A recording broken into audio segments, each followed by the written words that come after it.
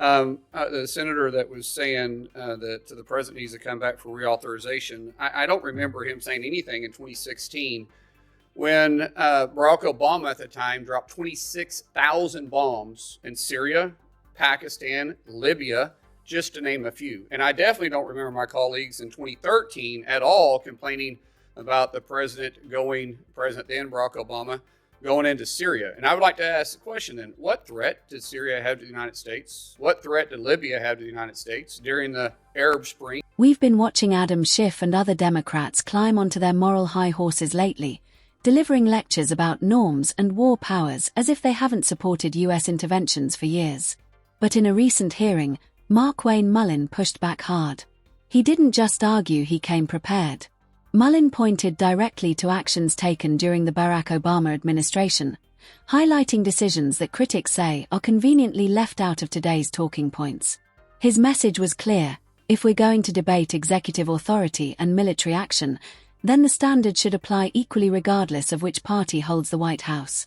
For those frustrated by what they see as selective outrage where one administration's military strikes are defended while another's are condemned, this exchange struck a chord. Let's take a look at how Senator Mullin challenged the narrative and why the debate over war powers continues to spark such sharp divisions. Pulling out of a nuclear deal in his first term, it was a horrible deal. It was a disastrous deal. It was a deal that we all know that would originally allow Iran to be able to have enrichment to the grade that they can make a nuclear weapon. And then for the senator that was saying that the president needs to come back for reauthorization, I don't remember him saying anything in 2016 when Barack Obama at the time dropped 26,000 bombs in Syria, Pakistan, Libya, just to name a few. And I definitely don't remember my colleagues in 2013 at all complaining about the president then Barack Obama, going into Syria. And I would like to ask the question then, what threat did Syria have to the United States? What threat did Libya have to the United States during the Arab Spring, to which these leaders were removed? And then I would ask the question, what threat did Iran have to us? Do we really need to talk about it? Do we need to talk about how many times they've killed thousands of Americans since 1979? From the first time they took hostages in November of 1979 to the last time they attacked us in June of 2025? And anybody wants to doubt that they were a threat to us, an essential threat to us? Does anybody doubt on that side of the aisle, does anybody doubt that Iran, if or when they got a nuclear weapon, would deliver it to the United States if they have the capability of doing it? Does anybody deny that the fact that the president was being proactive on an adversary that has been chanting death to America since 1979? Does anybody deny that Iran was a threat to us and our service members? Or do we have to remind you how many they've injured and killed through their proxies and through direct action? This is the first president in 7 presidencies that actually did something about the thorn that constantly came after us. And now you criticizing and you say it's illegal? It's not. This same authorization is the same authorization that Democrats and Republican presidents in the past have used. And thank God we had a president with a backbone to finally get rid of this murderous regime. And now we're complaining about it? Remember, legally, he has to respond to Congress or inform Congress within 48 hours. That has happened. And then within 60 to 90 days, he needs to inform Congress if we're going to war and ask for specific war authorities. But the president, through Article 2, clearly has an obligation and the powers under the Constitution to defend our interest home and abroad. And there is no question he's defending our interest. No question. So what is this grandstanding about? Do you think we should have let the Ayatollah in place? Do you think he was a good guy? Are you defending the Ayatollah now? Or aren't you glad that America finally stood up and took care of this murderous regime that's been sponsoring terror around the world for 47 years? How about we say thank you, Mr. President, for finally getting rid of this nuisance, this murderer, this sponsor of terror.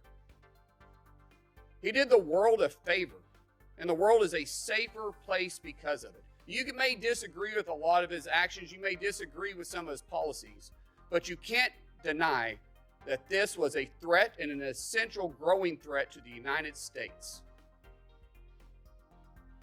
And you want to say he's playing politics, and you get the politics behind it, Mr. Peters? You guys are playing politics. You guys are the ones that are grandstanding. The president's doing his job as commander-in-chief. And I think at one time or next, we should say thank you. Thank you for being a strong leader. But there's no way in God's green earth you guys can ever give at least President Trump any credit. Sorry. Thank you. Sir, I'm out. I still got 49 seconds. I got one question. Strategically speaking, Secretary Kobe, how is your department working with the Defense? How are you guys directly working with the Department of War on strategies specifically towards Russia, with Canada?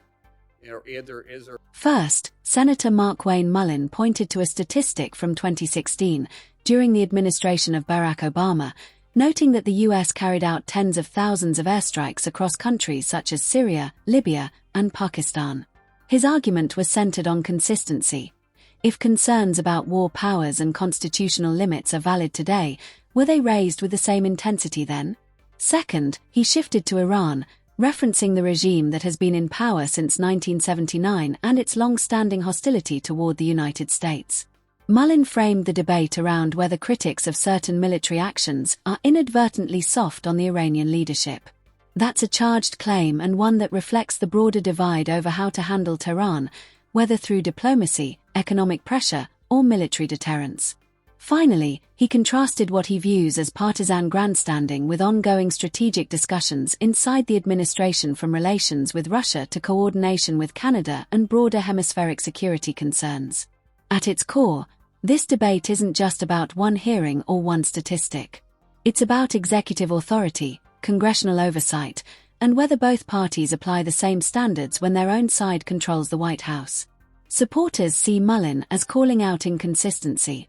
Critics argue the situations aren't comparable and that oversight concerns have existed across administrations. What's clear is that war powers and foreign policy remain deeply polarizing issues.